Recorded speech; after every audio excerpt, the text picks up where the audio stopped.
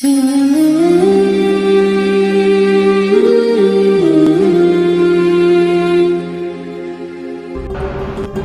Said bin Zaid, Pak.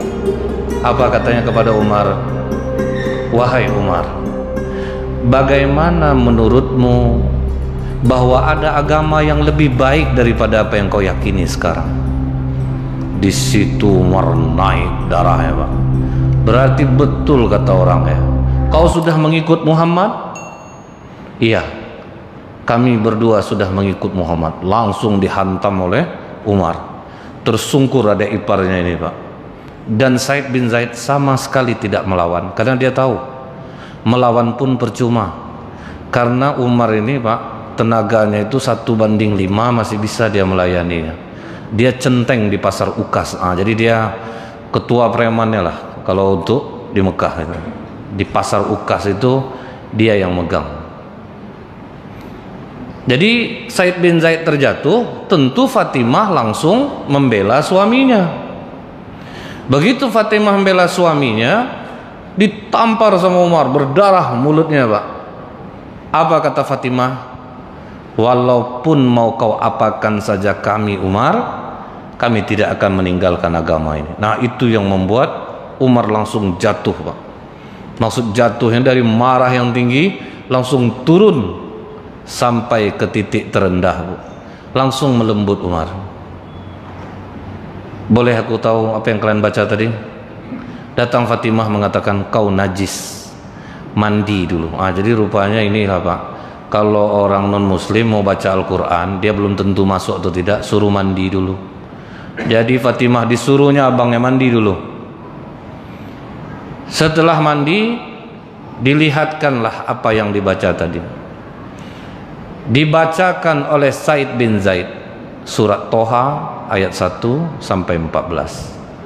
Jadi inilah ayat yang meruntuhkan keegoan Umar bin Khattab, Pak. Jadi kalau kita yang keras-keras hati bolehlah bacalah ayat ini, mana tahu bisa juga lunak jadinya, Pak. Umar bin Khattab aja yang setemperamen itu lunak langsung dengar surat Toha 1 sampai 14. Karena orang-orang yang rajin sholat ini banyak yang keras hati, Pak. Itu untung sholat, kalau tidak sholat mungkin lebih daripada itu lagi. Jadi memang banyak orang yang sholat ini keras hati. Contohnya hari Jumat, Pak. Bapak-bapak yang sudah duluan datang, tolong diisi saf yang kosong di depan. Itu tidak banyak yang tidak mau tuh, Pak. Itu tanda keras hati itu. Kita suruh dia maju, Pak, maju loh Bapak ke depan, Pak. Saya mau nyandar nih, kalau maju majulah. Tidak mau, Pak. Keras hati banyak. Orang Islam yang rajin sholat masih keras hati. Nah, mungkin dengan surat Toha ayat 1 sampai 14 yang melunakkan Umar ini bisa juga melunak hatinya, insyaallah. Melihat Umar sudah mulai lunak, Kabab baru keluar. Dia ada sembunyi diri, dia keluar. Alhamdulillah, mudah-mudahan engkaulah yang menjadi doa Rasulullah 2 hari yang lalu, Umar. Doa apa Rasulullah? Kata Kabab, ya Allah, doa Rasulullah tuh, Pak, muliakanlah Islam, kalau tidak dengan Abu Jahal, dengan Umar. Allah telah memilihmu Umar. Umar langsung lunak deh, Pak. Jadi memang Rasulullah yang minta, di antara 2 orang yang jahat ini nih, tolong muliakan Islam, kalau tidak dengan Abu Jahal, kalau tidak dengan Umar. Tapi Allah akhirnya memilih Umar.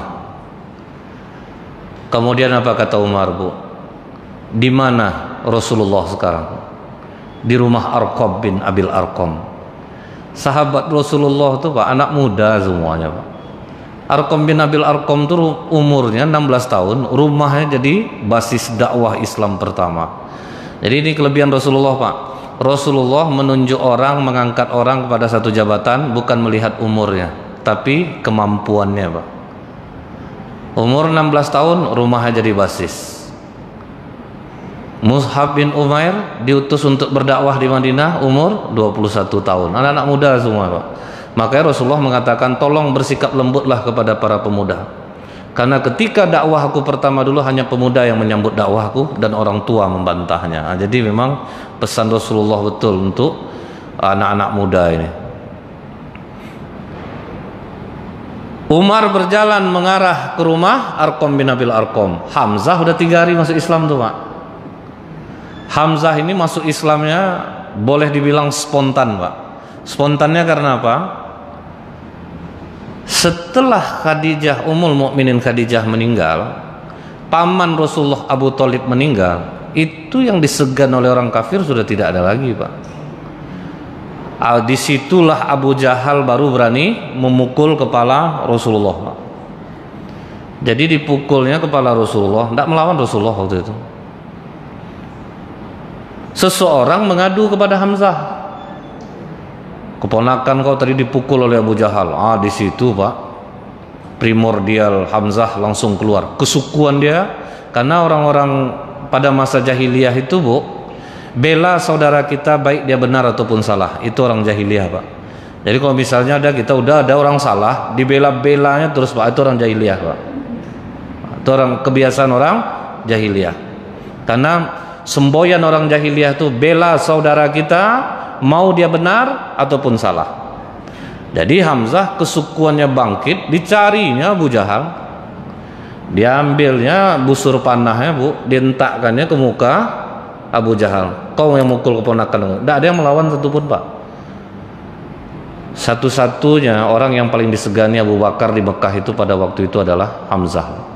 Hamzah ini agak segan Umar bin Khattab kepadanya.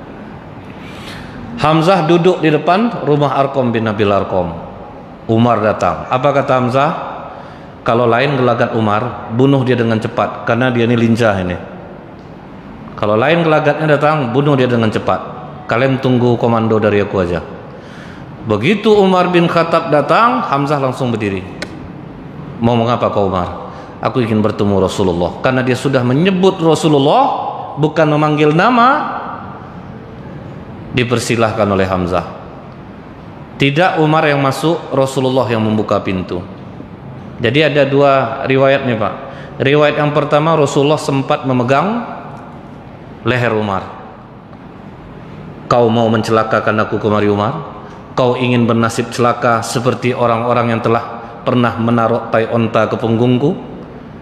Karena waktu Rasulullah sholat, ada yang meletakkan satu karung tai onta ke punggungnya. Di situ Rasulullah sempat berdoa kepada Allah, ya Allah, tandakanlah mereka satu persatu. Kirimkanlah anjing-anjingmu. Rupanya yang dikirim Allah singa, Pak. Jadi siapa yang meletakkan tai onta ke punggung Rasulullah, matinya celaka. Bahkan ketika ada perdagangan ke Syam, orang ramai, orang Quraisy pergi berdagang ke Syam, tapi ada satu ekor singa datang. Apa kata orang ini? Tidak perlu kalian lari, Muhammad telah membunuhku dari kejauhan. Karena dia tahu Rasulullah pernah mendoakan hal itu. Jadi sebanyak itu orang, hanya dia yang dipilih, diterkam oleh singa. Itulah baru Rasulullah berdoa yang agak ngeri, Pak. Makanya Rasulullah nggak mau doa gitu lagi, karena kecepatan kabulnya cepat, Pak. Untung ndak kita dikasih Allah doa macam ini, Pak. Kalau ndak, tak berapa banyak orang mati gara-gara kita. Kita aja, Pak, sendal 200.000 hilang di masjid, doa apa, Pak? Ya Allah, patahkanlah kaki orang yang ngambil sendal. Berapa parahnya itu, Bu? Sendal 200.000 didoakannya kaki orang patah, Pak. Yang hilang ampli, mau orang mati dibuatnya. Jadi memang syukurnya doa kita tidak semustajab Rasulullah. Maka Rasulullah nggak mau lagi doa seperti itu, Pak. Tapi waktu itu betul-betul udah di puncaknya Rasulullah itu. Makanya Rasulullah sempat berdoa. Setelah itu, Bu, apa kata yang satu lagi riwayat menyebutkan Rasulullah tetap duduk di sana, Umar masuk, kemudian Rasulullah bertanya baik-baik. Cuman itu aja perbedaan dua riwayat ini. Apa kata Umar? Aku kemari ingin bersyahadat ya Rasulullah. Bertakbir seluruh sahabat, Pak. Disitulah Rasulullah merasa haru dengan masuknya Umar bin Khattab. Setelah masuk Islam, apa kata Umar? Ya Rasulullah, kalau aku hidup di dalam agama ini, apa aku hidup dalam kebenaran ya Rasulullah? Iya Umar. Kalau aku mati ketika aku memeluk Islam ini, apakah aku mati dalam kebenaran Rasulullah? Iya Umar. Kalau begitu tidak usah sembunyi lagi ya Rasulullah, keluar aja semuanya, biar aku yang awal. Itulah disinilah Umar itu bergelar Al-Faruq, sang pembeda. Karena dengan masuknya Umar, dakwah Islam langsung terang-terangan, tidak sembunyi lagi. Jadi memang kita butuh Pak, ada centeng yang dapat hidayah Pak. Butuh kita doakan supaya banyak Bu centeng-centeng dapat hidayah. Karena mental orang itu kalau udah dapat hidayah itu aman kita dibuatnya. Jadi Umar di depan, Hamzah di belakang, digiring ke Ka'bah. Tawaf, semua orang Quraisy Pak tertunduk semuanya. Tidak ada yang berani melihat Umar. Sampai ibarat kalau bahasa kitanya Pak, bisik-bisik orang Quraisy, janganlah kalian tengok, kena kalian nanti, jangan kalian tengok.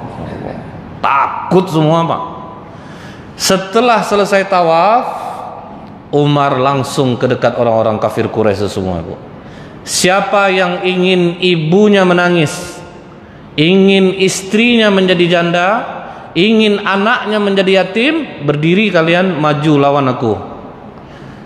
Tidak ada yang ngadap Pak. Aku tidak ada kalian tadinya. Aku tidak ada nengok. Tolak-tolakan orang Pak. Takut orang semuanya. Tidak ada yang berani. Karena mereka tahu Bu, Umar bin Khattab pernah berantem. Itu orang Quraisy itu tahu Bu. Umar bin Khattab ini berantem itu dari pagi hari Pak sampai sore hari tahan dia Pak. Walaupun dia azab juga. Yang namanya mundur dia tidak ada. Jadi itu orang ngeri Pak.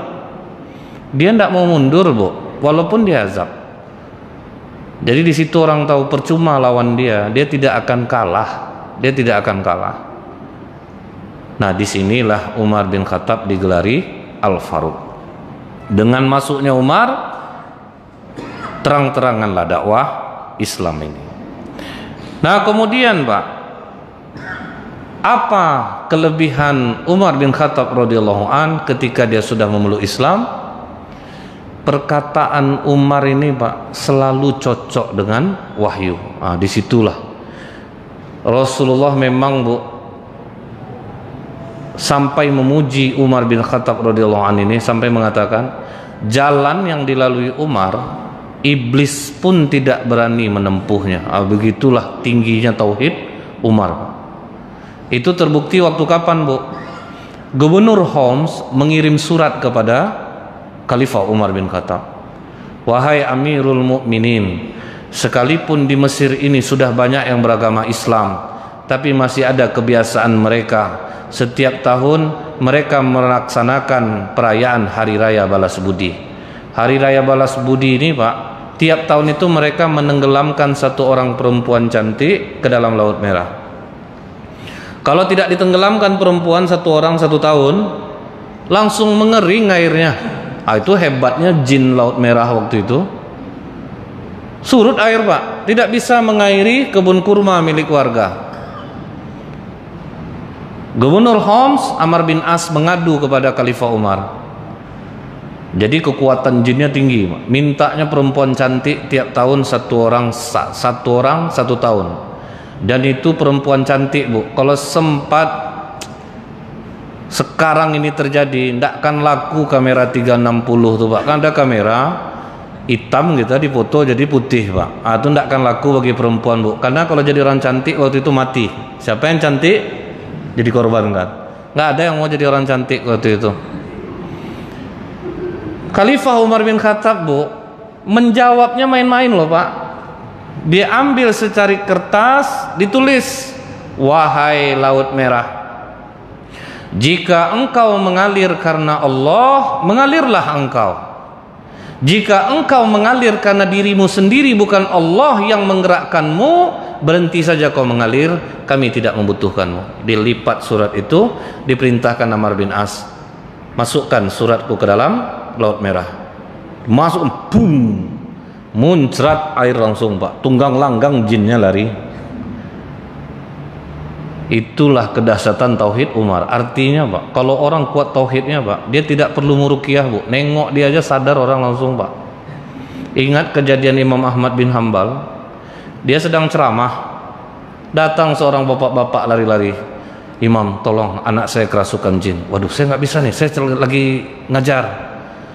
Sebentar saja Imam, saya takut terjadi apa-apa pada anak saya. Kalau gitu ambil aja sendal saya di pintu, pukul pakai sendal saya badan anak bapak. Bayangkan sendalnya aja Pak, nggak perlu orangnya turun.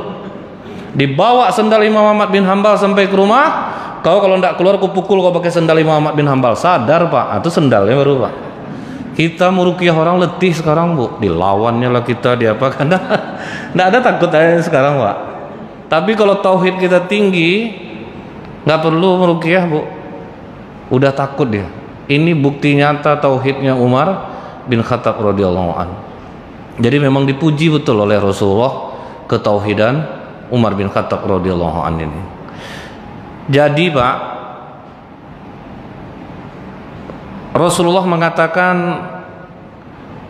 sungguh terdapat pada umat-umat sebelum kalian orang yang mendapatkan ilham. Jika orang-orang semacam tersebut ada di kalangan umatku, dialah Umar bin Khattab. Itu pujian Rasulullah untuk Umar Bu. Waktu perang Badar, tertawanlah 70 orang kafir Quraisy. Rasulullah memanggil Abu Bakar Siddiq, Umar bin Khattab radhiyallahu anhum, Abdullah bin Rawahah untuk bermusyawarah. Apa kata Rasulullah? Kita ada 70 orang tawanan. Nah, jadi Rasulullah tuh walaupun dia seorang Rasul Pak, tidak mau mandai-mandai sendiri ngambil keputusan, tetap diajaknya orang musyawarah. Kita ada 70 orang tawanan. Bagaimana menurut pendapatmu Abu Bakar? Maka kata Abu Bakar Siddiq, ya Rasulullah, ekonomi kita sedang lemah di Madinah ini, karena kita baru 2 tahun di Madinah. Ekonomi kita lemah ya Rasulullah. Jadi menurut aku, kita bebaskan aja tawanan ini, tapi dengan uang jaminan. Yang tinggi kedudukannya kita minta 4.000 dirham, yang prajurit biasa kita minta 1.000 dirham. Baik, terima kasih Abu Bakar. Bagaimana menurut pendapatmu Umar? Matikan aja semua ya Rasulullah. Beda Pak. Jadi perbedaan pendapat itu, Rasulullah hidup aja sahabat tuh udah berbeda Pak. Menurut Umar apa Bu?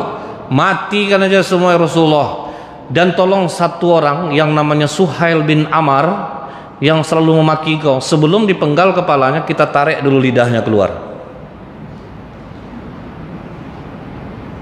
Apa kata Rasulullah? Ini cara Rasulullah mengatasi perbedaan pendapat sahabatnya. Dipujinya dulu Pak. Kadang ada hati orang mukmin ini dilembutkan oleh Allah hingga mencair seperti air. Kelembutan sikapmu Abu Bakar mengingatkan aku kepada Isa alaihissalam. Kadang ada hati umat Islam ini yang dikeraskan Allah hingga dia keras seperti batu, tapi di batu itu mengalir air. Ketegasan sikapmu Umar mengingatkan aku kepada Musa alaihissalam. Dipuji dulu Pak. Tapi maaf Umar, aku lebih cenderung kepada pendapat Abu Bakar Siddiq. Umar tidak merajuk Pak, tidak pindah masjid dia sholat. Kalau kita jauh pindah sembahyang tuh Pak. Kejadiannya sering seperti itu Pak. Tidak terima pendapat, tidak jumpa lagi di masjid tuh. Rasulullah pandai dia Bu. Kadang kita dalam musyawarah tuh, Bapak besok tidak usah ikut rapat lagi Pak, kami tuh malas bawa Bapak. Bapak pendapat enggak aja, nanti tidak diundang Bapak merajuk. Rasulullah dipuji dulu Pak. Dipuji pendapat Abu Bakar Siddiq, dipuji pendapat Umar bin Khattab radhiyallahu anhum, baru Rasulullah memutuskan, aku lebih cenderung kepada pendapatmu Abu Bakar Siddiq. Umar ngikut Pak, nggak ada sedikit pun hatinya kecewa ketika pendapatnya tidak diterima. Tetapi Pak, keesokan harinya setelah tawanan dilepas dengan uang jaminan, Rasulullah Shallallahu Alaihi Wasallam dan Abu Bakar Siddiq menangis terseduh-seduh. Umar datang, bertanya Umar kepada Rasulullah, ya Rasulullah, apa gerangan yang membuat engkau menangis? Rasulullah terus menangis bersama Abu Bakar Siddiq. Kalaupun kau tidak mengatakan ya Rasulullah, izinkan aku menangis bersamamu. Itulah kesetiaan sahabat Pak. Tidak tahu masalah, hendaklah. Pokoknya nangis kita sama-sama. Tidak tahu masalah itu Pak, nangis kita sama-sama. Ikut Umar nangis Bu. Setelah Rasulullah agak reda, apa kata Rasulullah? Umar, kemarin aku menerima pendapat Abu Bakar Siddiq, membebaskan tawanan dengan uang jaminan. Ternyata aku salah Umar. Allah lebih memilih pendapatmu. Itu kejujuran Rasulullah, Pak. Rupanya setelah tawanan dibebaskan, Rasulullah ditegur oleh Allah dalam surah Al-Anfal ayat 67. Maka nalin nabi ayyakuna lahu asra hatta yuskina fil ard. Turiduna arada dunya wallahu yuridul akhirah wallahu azizun hakim. Tidaklah pantas bagi seorang nabi mempunyai tawanan sebelum dia melumpuhkan musuhnya di muka bumi. Kau menginginkan harta dunia Muhammad, sementara aku menjanjikan akhirat untukmu. Marah Allah, Pak. Kenapa diambil uang tebusannya? Seharusnya pendapat Umar yang diterima. Ayat ini sampai sekarang tidak hilang loh, Pak, dalam Al-Quran. Tetap ada. Rasulullah jujur mengakui, Bu, pendapat Umar sesuai dengan wahyu. Andaikan Allah menurunkan azabnya saat ini Umar, hanya engkau yang selamat. Itu yang membuat aku menangis. Nggak ada Rasulullah, Bu, begitu Umar datang berbisik sama Abu Bakar, Abu Bakar nih kita berdua aja tahunya, janganlah tahu Umar. Tahu Umar nanti mengkek dia, tahu dia pendapatnya terima, kau itulah gara-gara kau aku yang kena marah. Nggak ada, Pak. Dan Umar begitu tahu pendapat yang betul, nggak pula besar kepala, Bu. Kalau sempat kita tuh, Pak, matilah kalian. Kalian kemarin udah aku bilang, tengkar, macam mana lagi? Aku nggak tahu lagi itu. Itu mau minta tolong nggak akan dapat lagi tuh, Pak. Bang, rupa pendapat abang betul, Bang. Pengurusnya jadi, Bang. Aku terus terang aku sibuk nih, nggak bisa aku besar kepala, Bu. Ini kelebihan, salah satu kelebihan yang dimiliki oleh Umar bin Khattab radhiyallahu an, bahwa pendapat beliau sering cocok sama wahyu, termasuk masalah azan, Pak. Kemudian bagaimana sensitifnya perasaan Umar ini, Bu? Ini hadis riwayat Ali bin Abi Thalib radhiyallahu an. Ali mendengar Rasulullah berkata bahwa Umar adalah pelita penduduk surga. Tersebarlah berita ini, Pak, sampai ke telinga Umar bin Khattab. Didatanginya Ali, betul kau mendengar Rasulullah berkata bahwa aku pelita penduduk surga? Betul Umar, bisa tolong tuliskan Ali. Begitu betul, Pak, saking apanya dia, tolong tuliskan Ali. Apa ditulis Ali? Ini jaminan dari Ali bin Abi Thalib, dari Rasulullah sallallahu alaihi wasallam, dari malaikat Jibril, dari Allah, bahwa Umar bin Khattab adalah pelita penduduk surga. Kemudian apa pesan Umar? Kalau nanti aku mati, tolong selipkan tulisan ini di dalam kafanku. Jadi aku ada jaminan di sisi Allah. Begitulah, Pak, sensitifnya perasaan sahabat Rasulullah kalau bercerita tentang surga. Kalau kita tuh, Pak, apa istilahnya? Selengean aja kita tuh, Bu, cuek aja gitu. Bang, kata apa tuh, Bang, abang dia mimpi, Bang masuk surga lah. Mimpi dia itu ndak aja, ndak sepele kita, Pak. Kita santai aja. Contohnya, Bu, kepada Utsman bin Affan, Rasulullah mengatakan, siapa yang mau membeli sumur rumah, aku janjikan satu pohon di surga untuknya. Satu pohon di surga aja dijanjikan, Pak. Langsung Utsman bin Affan menghadap Rasulullah, berlaku untukku ya Rasulullah? Iya. Berapa sumur batu jelek itu dibeli Utsman bin Affan, Bu? Pertama diminta Utsman bin Affan 20.000 dirham, 1,8 M, Pak. Gak mau orang Yahudi itu jual. Akhirnya kita singkatkan saja yang cerita Utsman ini karena nanti ada babnya. Dibeli Utsman akhirnya ditambah 20.000 dirham lagi. Berarti harga sumur jelek itu 3,6 miliar, Pak. Untuk satu pohon di surga. Kalau sempat kita, Pak, dipancing sama pengurus macam itu, Bapak, pokoknya kalau Bapak nyumbang, Pak, satu pohon di surga, pohon lah dibilang. Awak banyak perlu yang lain, tidak akan di pohon tuh pula kita. Tidak akan ada yang mau, Bu, tidak tertarik orang. Nah, ini sensitifnya perasaan Umar. Nah, begitu Khalifah Umar bin Khattab menjadi khalifah, Pak, Khalifah Umar bin Khattab belusukan, Pak. Belusukan Umar bin Khattab radhiyallahu an ini berbeda, Pak. Betul-betul langsung ke masyarakatnya, Bu, tidak nunggu laporan. Dia masuk ke masyarakat, jalan ke lorong-lorong, sampai dia ke sebuah desa, jumpa dia nenek-nenek, Pak. Ditanyanya kepada nenek nih, Assalamualaikum nek, apa kabarmu? Buruk. Buruk kenapa nek? Semenjak Umar jadi khalifah, tidak pernah aku dapat bantuan dari dia. Ya nenek harus maklum nek, nenek tinggal di tempat terpencil, manalah tahu Umar. Apa kata nenek nih? Kalau berani dia mengurusi urusan orang-orang muslim, kenapa dia mau jadi khalifah? Tugas dia sebagai khalifah, dia harus tahu dengan rakyatnya. Menggigil Umar dibuatnya pak. Waktu itu tidak ada kamera pak. Jadi Umar betul-betul tanpa ada nampak sorotan siapapun. Yang menjadi saksi dari kisah ini siapa bu? Ali bin Abi Thalib dan Ibnu Mas'ud pak. Apa kata Umar? Gini aja lah nek,